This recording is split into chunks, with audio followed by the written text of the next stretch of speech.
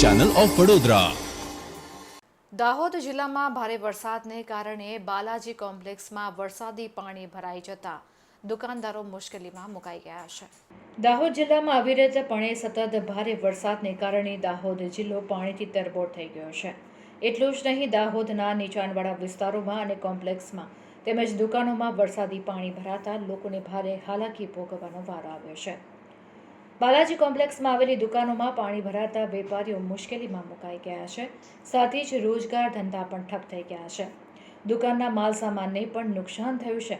જો કે વેપારીઓ દ્વારા પોતાની દુકાનમાં ભરાયેલા પાણીને બહાર કાઢવા માટેની કામગીરી જાતે જ હાથ ધરવામાં આવી હોવાનું પણ જાણવા મળી રહ્યું છે।